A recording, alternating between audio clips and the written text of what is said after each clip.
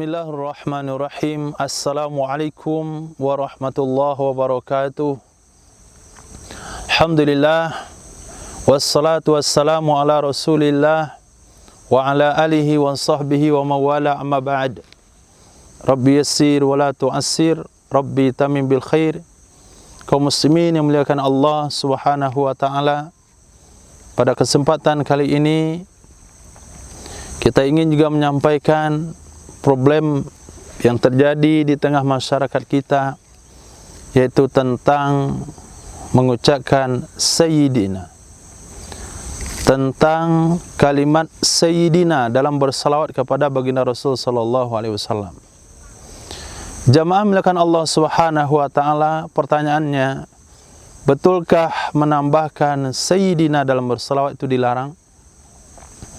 Begini kaum muslimin yang muliakan Allah subhanahu wa ta'ala, ketika ayat Al-Quran turun, innallaha wa malaikatahu salluna ala nabi ya ayyuhalladzina amanu sallu alaihi wa sallimu taslima, wahai orang-orang beriman, berselawatlah kalian dan kepada Nabi Muhammad sallallahu alaihi wasallam, dan ucapkanlah salam, wa sallimu taslima. Maka ketika ayat ini diturunkan, para sahabat bertanya kepada baginda Rasul sallallahu alaihi wasallam. Kata mereka, ya Rasulullah, kami tahu bagaimana cara mengucapkan salam kepadamu, tapi kami tidak tahu bagaimana mengucapkan selawat kepadamu. Maka Nabi katakan, Qulu Allahumma salli ala Muhammad wa ala ali Muhammad. Katakanlah olehmu, Allahumma salli ala Muhammad wa ala ali Muhammad.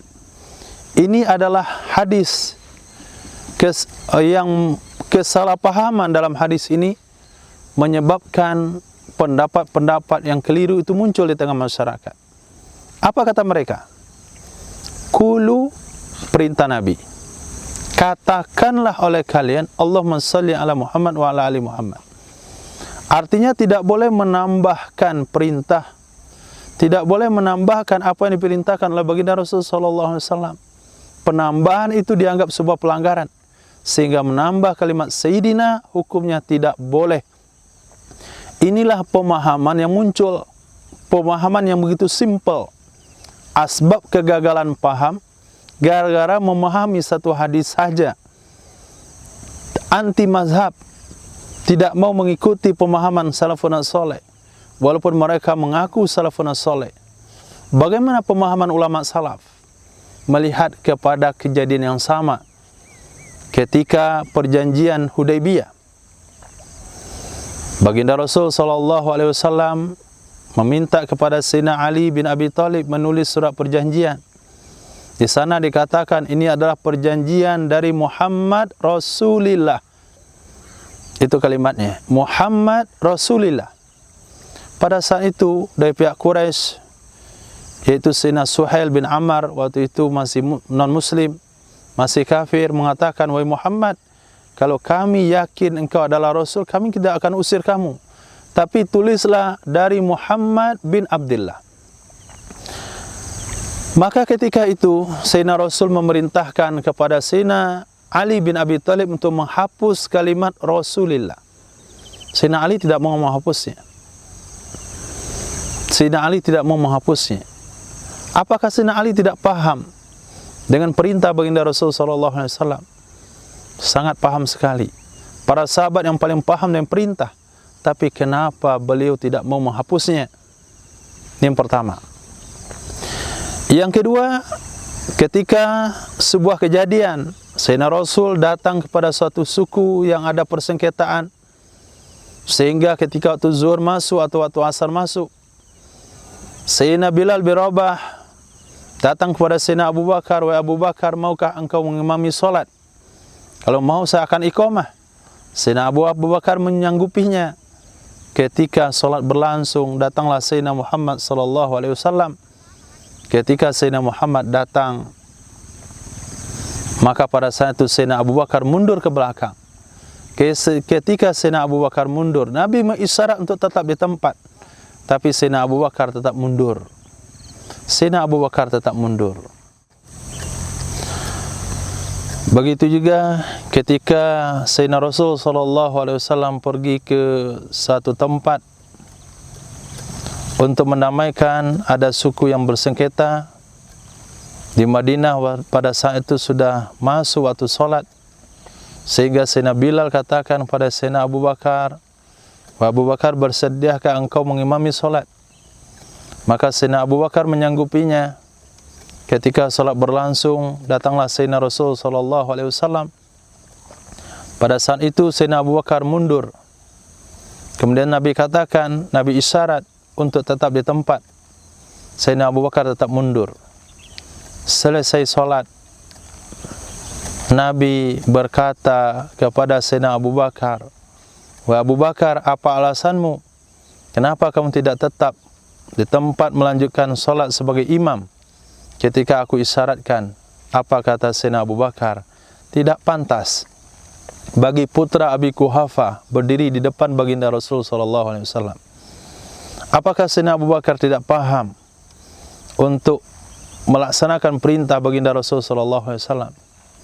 Apakah Sayyidina Abu Bakar tidak mengerti cara melaksanakan perintah baginda Rasul SAW? Tapi kenapa tetap beliau mundur ke belakang? Apa kira-kira yang dilakukan oleh dua sahabat ini?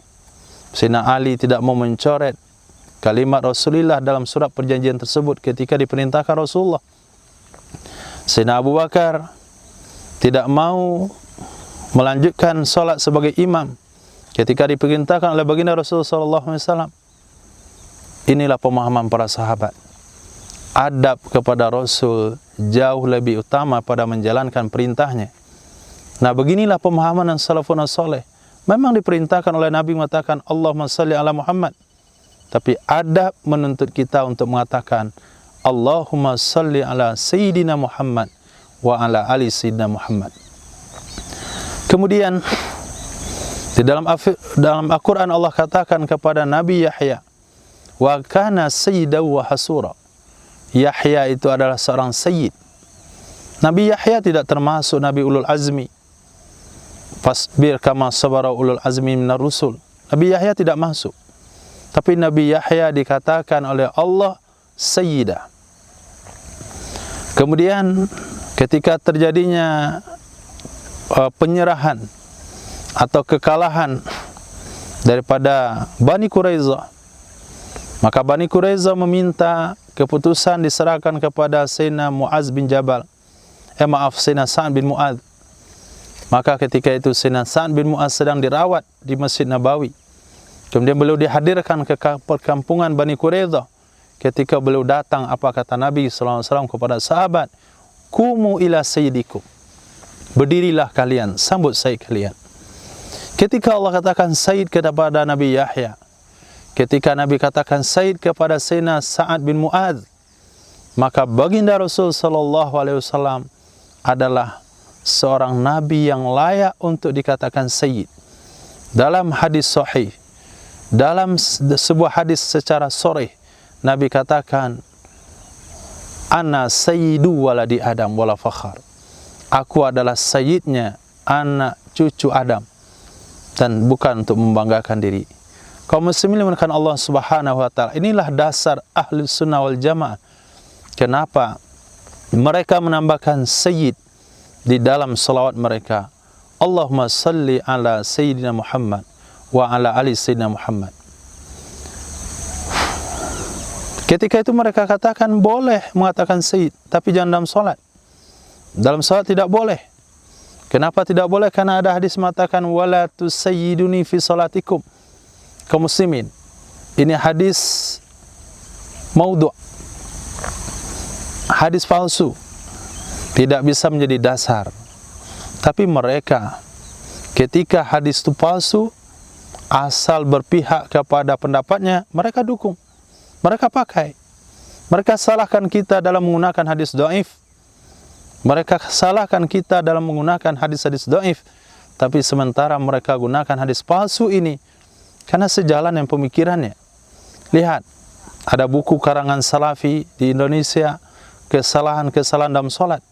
Salah satu kaum muslimin coba beli buku tersebut, bukan untuk dibaca, tapi untuk memastikan kesalahan-kesalahan dalam salat. Salah satunya adalah menambahkan sayyidina dalam salawat. Dia kutip hadis palsu ini, wala tusayyiduni fi salatikum. Inilah kekeliruan yang terjadi. Inilah kecurangan yang mereka lakukan. Mereka gunakan hadis palsu karena sejalan dengan pemahaman mereka. Kaum muslimin yang Allah Subhanahu wa taala, maka amalan salafun saleh semuanya berdasar. Ketika mereka katakan tidak ada dasar, bukan tidak ada dasar, tapi mereka tidak mengenal dasar-dasarnya. Kaum muslimin yang Allah Subhanahu wa taala, dalam kesempatan ini kami mengajak kaum muslimin untuk kembali bermazhab, untuk kembali mengikuti pemahaman salafun saleh yang sebenarnya, bukan orang-orang yang mengaku pengikut salaf. Ternyata pemahaman mereka jauh daripada pemahaman salaf itu sendiri. Bahkan pemahaman mereka tidak sejalan dengan pemahaman para sahabat radhiyallahu ta'ala anil jami'. Mohon maaf kalau ada salah dan jagal. Wabillahi taufiq wal hidayah. Assalamualaikum warahmatullahi wabarakatuh.